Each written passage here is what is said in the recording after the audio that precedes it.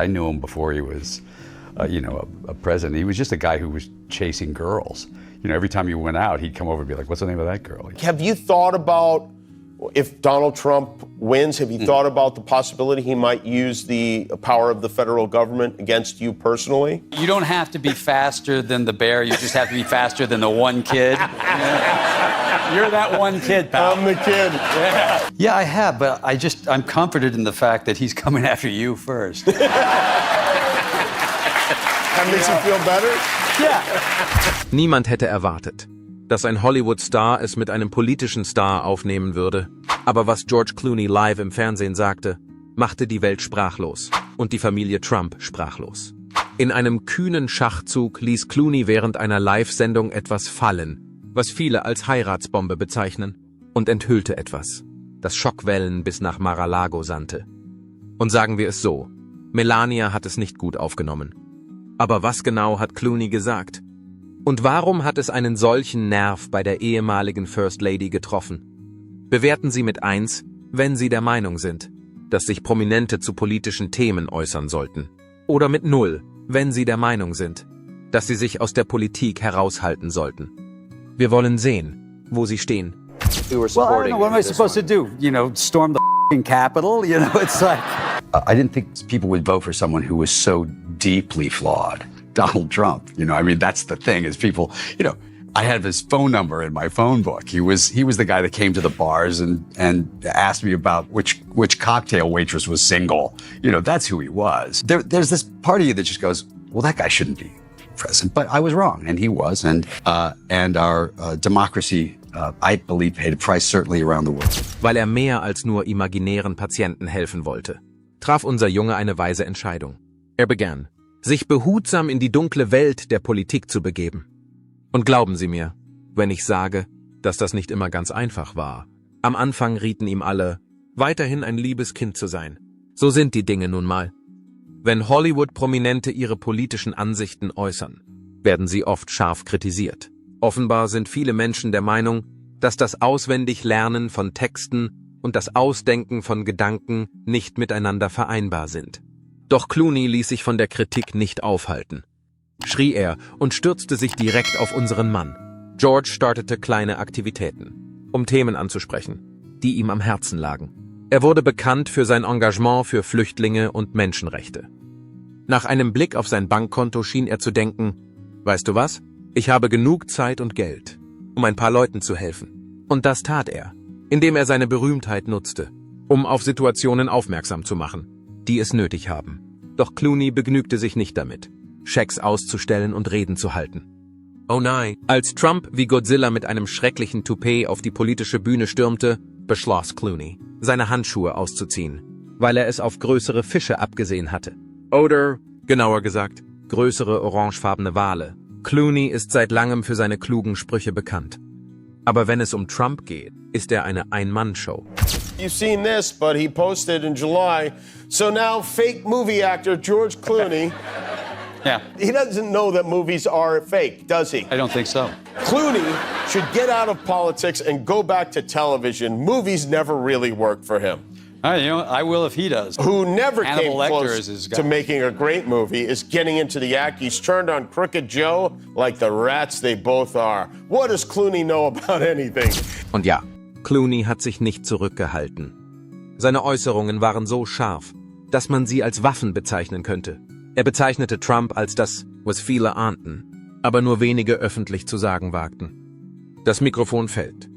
Oder, wie in Clooneys Fall, legte er das Mikrofon behutsam auf ein Samtkissen und schlenderte davon, als ob nichts geschehen wäre. Denn im Gegensatz zu Trump braucht Clooney keine Lautstärke, um Eindruck zu schinden. Er braucht nur eine gut platzierte Aussage und die Zuversicht eines Mannes, der weiß, dass sein Vermächtnis nicht durch einen Prozess oder einen großen sozialen Zusammenbruch ausgelöscht werden wird. Es geht auch nicht nur um Witze und Spott. Nein, Clooney ging noch weiter. Er kritisierte Trumps Politik, sein Verhalten und so ziemlich alles andere, was dazwischen liegt.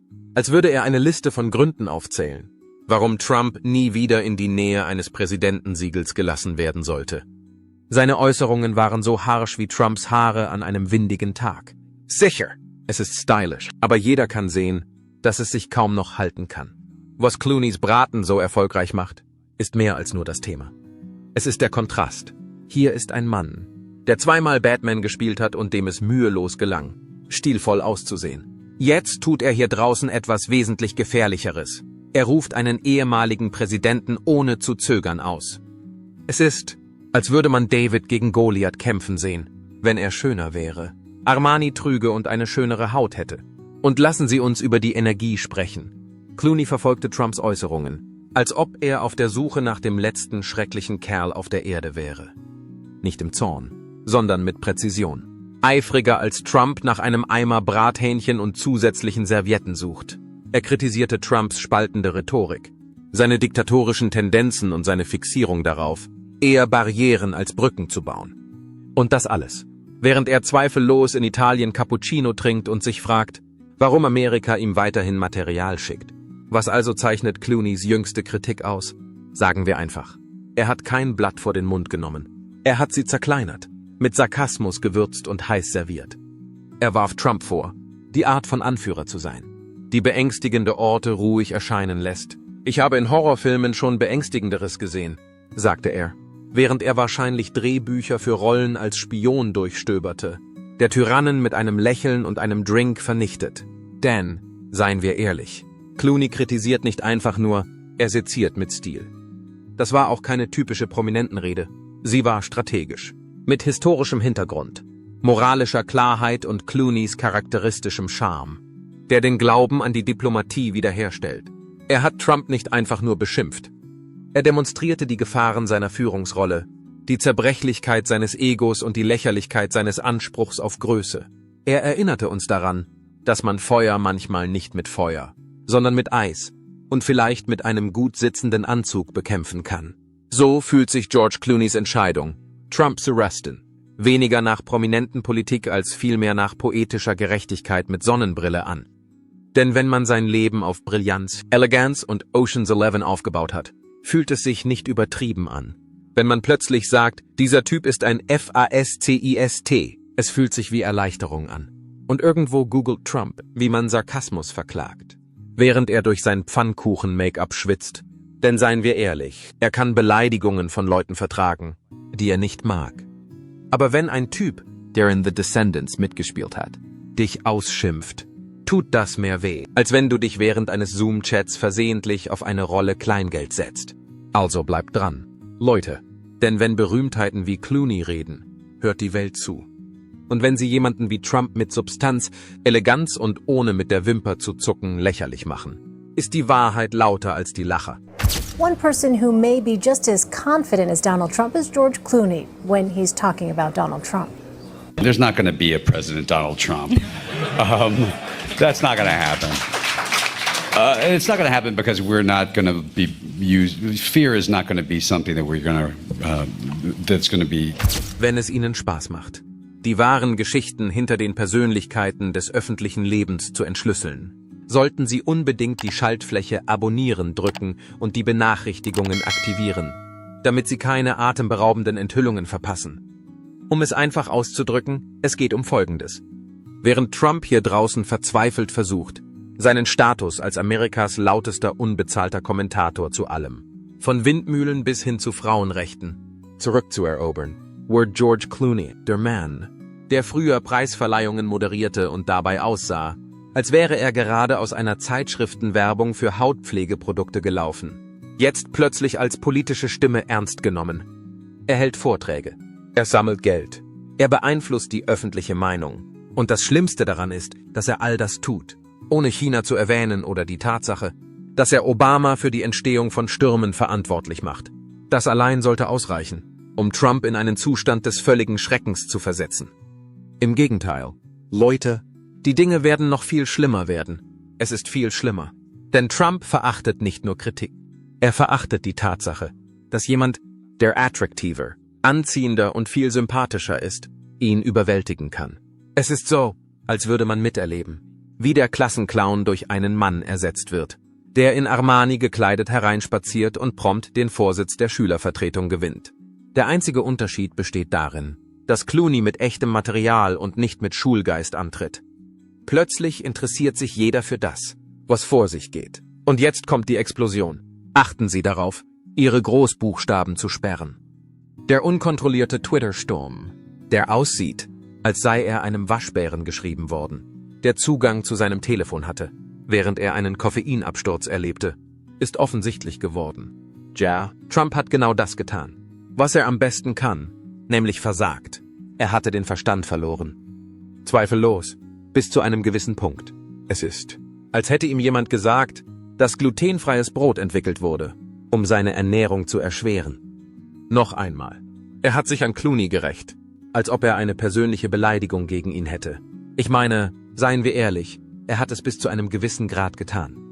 Einfach dadurch, dass er da war, anständig auftrat und die Wahrheit sagte, ohne einen Teleprompter zu brauchen. Der Schauspieler wurde von ihm als abgewrackt bezeichnet. Und das von einem Mann, dessen letzte schauspielerische Leistung darin bestand, zu lügen, um eine Wahl zu gewinnen, die er offensichtlich verloren hatte. Das bedeutet eine Menge. Allein mit dieser Ironie könnte man bestimmt eine kleine Nation ernähren, denn das ist ein so reicher Betrag. Im Anschluss daran wurde der folgende Scherz gemacht. Clooney bringt nie etwas zustande, aber er spricht viel.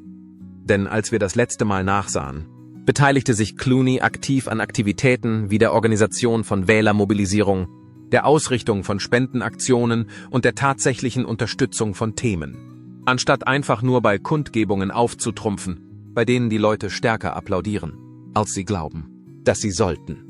Während dieser Zeit war Trump damit beschäftigt, Tweets zu verfassen, die an Erpresserbriefe erinnern, die von einer Person geschrieben wurden, die vergessen hat, wie man Sätze richtig interpunktiert. Man könnte es mit der Erfahrung vergleichen, dass jemand versucht, sich gegen ein Smartphone zu verteidigen, indem er lauter schreit als Siri. Obwohl sie wissen, dass das Ergebnis wahrscheinlich negativ ausfallen wird, können sie den Blick nicht davon abwenden. Aber nicht für uns, sondern für Trump. Wir sind nur hier, um uns das Spektakel anzusehen.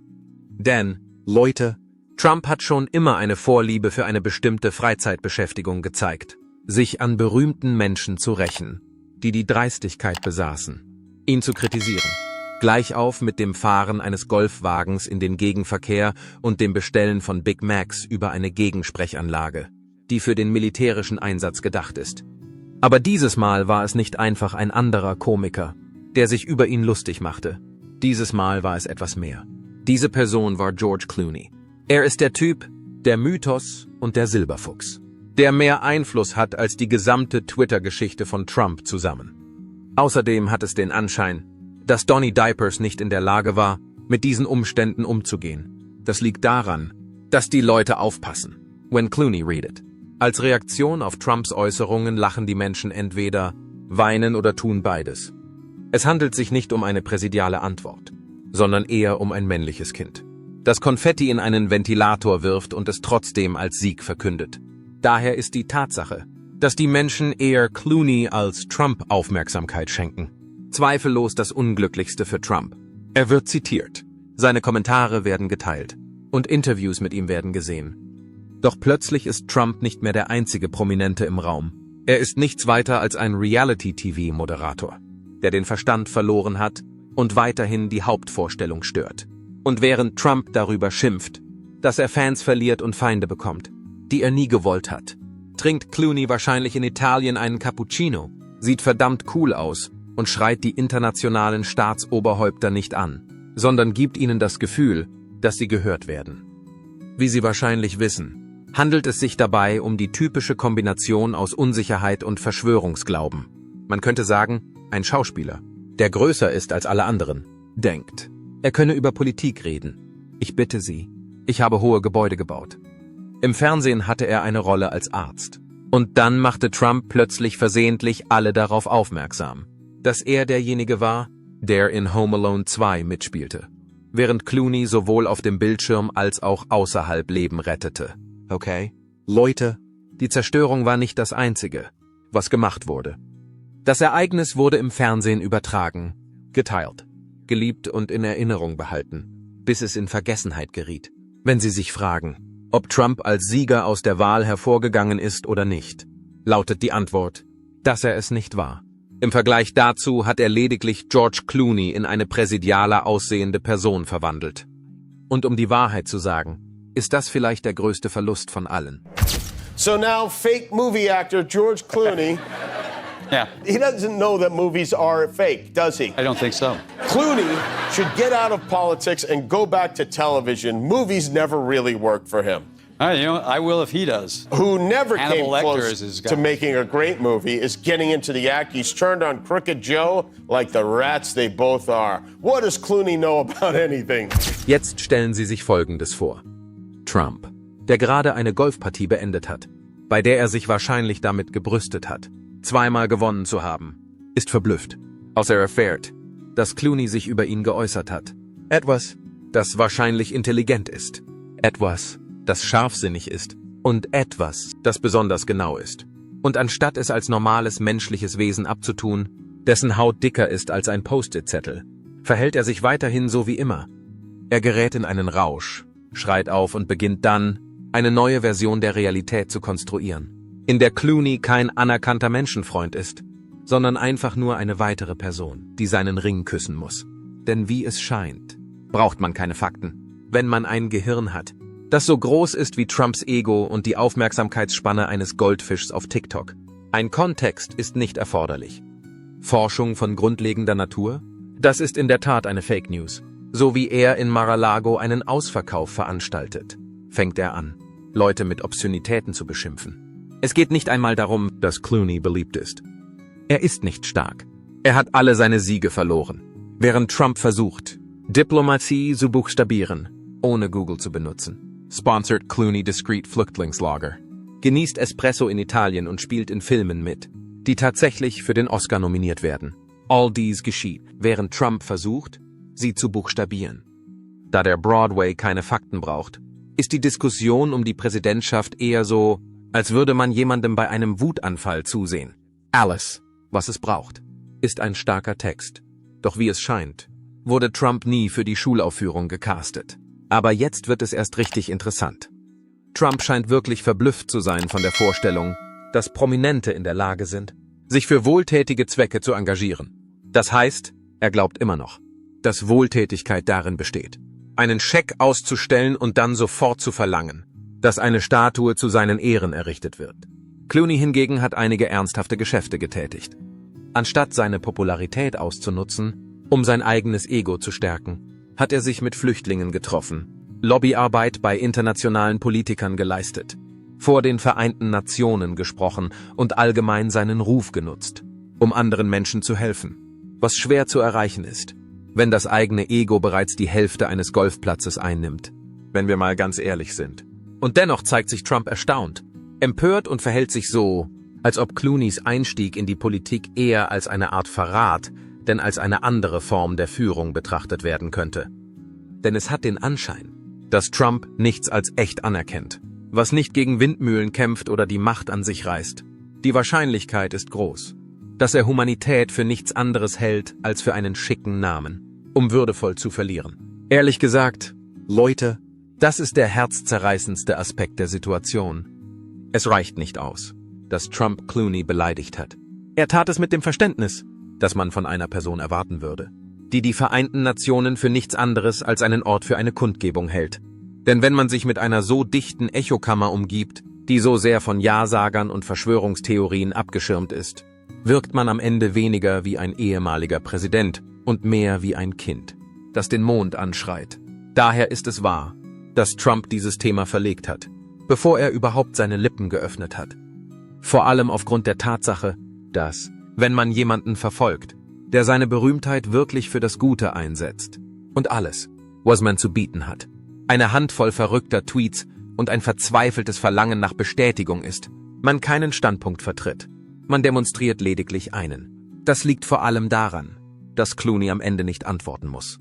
Trotz der Tatsache, dass er sein Ding macht, Leben rettet, Kunst schafft und im Stillen darüber nachdenkt, wie jemand mit wenig Selbstbewusstsein zu einer nationalen Katastrophe werden kann, macht er weiter.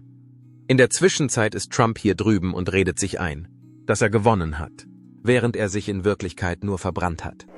That I think I could have, at least I can help bring attention to it. I can't change things. You know, I'm not We're not a government, my wife and I. We try to get involved in things that we think we can, and we fail. I fail most often. You failed a lot in Darfur, failed a lot, quite honestly, but it's worth the journey. And I'm worried about the coarsening of America. I'm worried about how we celebrate unkindness. Zu Trumps bemerkenswertesten Beleidigungen gehörten jene, die sich gegen die teure Hollywood-Elite richteten. Darunter mein persönlicher Favorit, Looney Clooney. Wurde seine Rede wirklich von einem Kindergartenkind geschrieben? Er spielt Beleidigungsbingo und versucht, die ganze Karte zu füllen. Die Trump-Anhänger waren begeistert. Sie retweeteten, bevor du deinen Satz beenden konntest. Covid. Es war, als würde man einem Schwarm Möwen zusehen, die sich um eine gebratene Fritte streiten. Es war laut, eklig und ein bisschen demütigend für alle. Erstaunlich ist, dass Clooney, ein kluger Mann, sich weigerte, Trumps Beispiel zu folgen. Hat er nicht mit Beleidigungen reagiert oder einen Twitter-Krieg begonnen? Ganz und gar nicht. Er hat sich einfach weiter für die Verbesserung der Menschenrechte eingesetzt und die Welt zu einem besseren Ort gemacht. Wenn ich ein Glücksspieler wäre, würde ich mit Trump wetten, dass Clooney in Kenia geboren wurde oder dass er der wahre Star von Ocean's 11 ist und Clooney nur eine Statistenrolle spielt. Abgesehen vom typischen Verhalten eines Präsidenten ist alles denkbar. Sie fragen sich vielleicht, wie dieser Twitter-Konflikt eskalieren wird.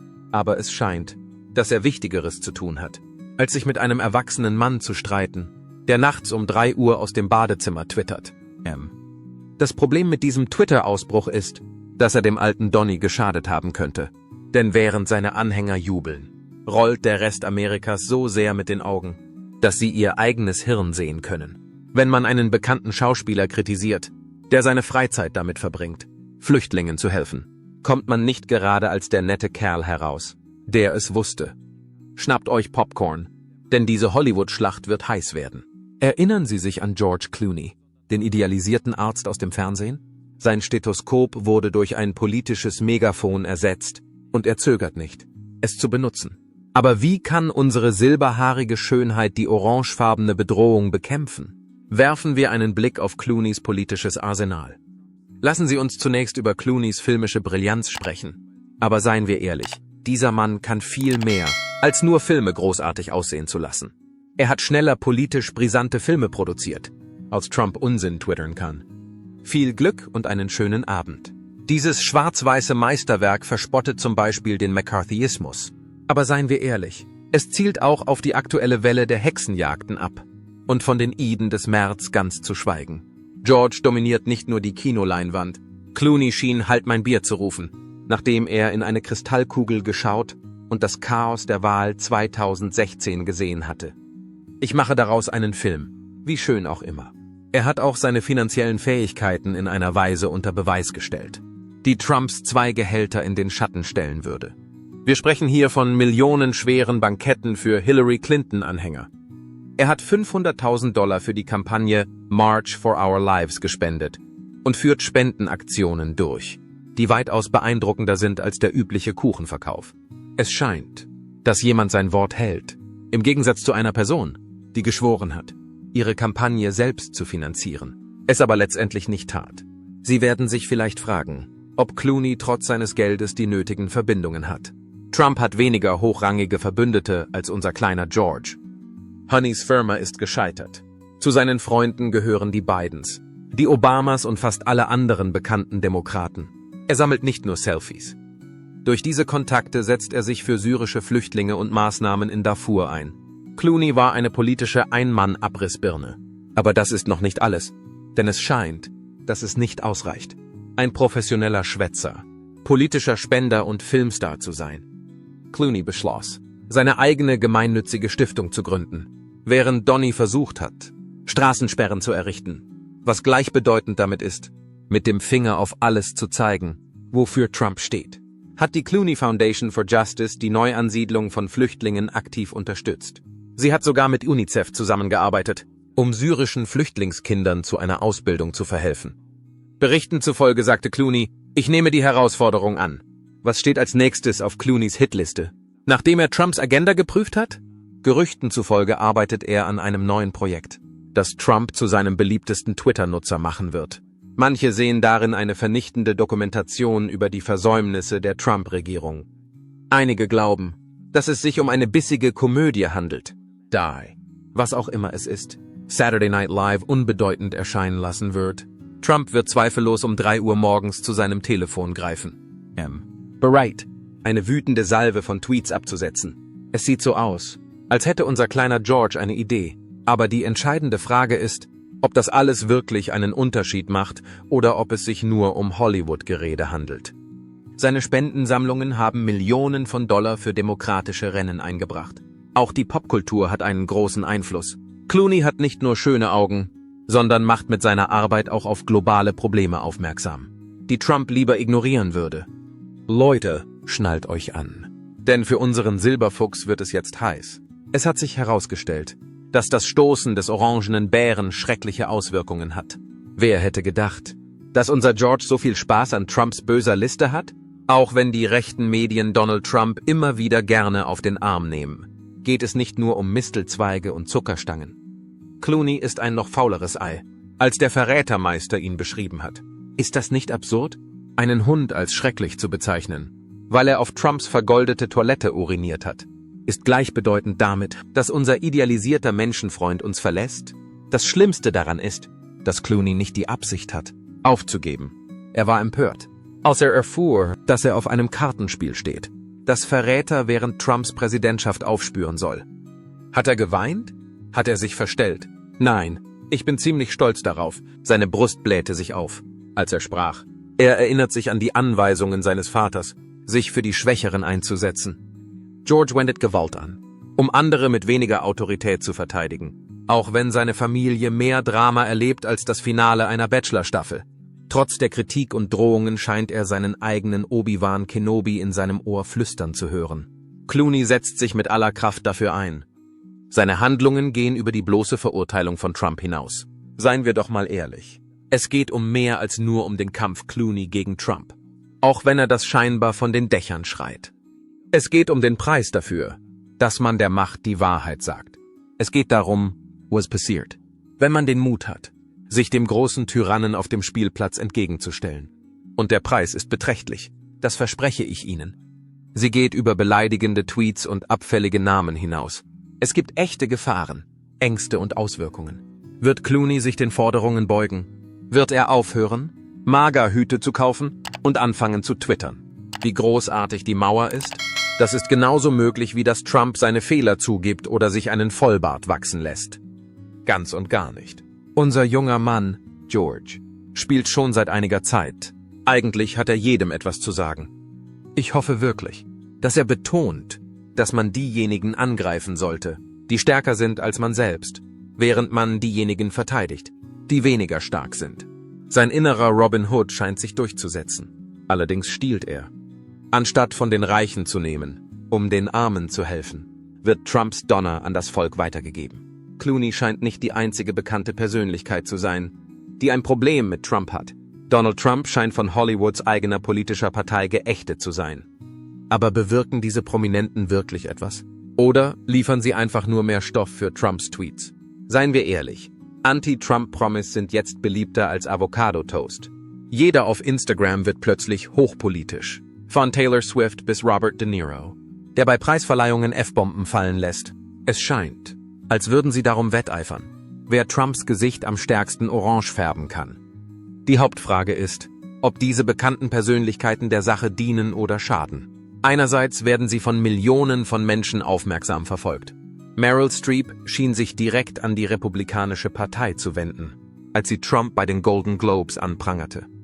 Nicht zu vernachlässigen ist Eminems Freestyle-Zorn auf Trump, der wütender war als seine 3 vorherigen Alben zusammen. Auf der anderen Seite rollen einige Leute so heftig mit den Augen, dass sie verrenken könnten. Seit wann vertrauen wir Leuten, die so tun, als würden sie dafür bezahlt, uns politische Ratschläge zu geben? Das ist ein berechtigtes Argument. Selbst wenn Trump ein stabiles Genie glaubhaft dargestellt hätte, würden wir ihn nicht um Hilfe bei der Schauspielerei bitten.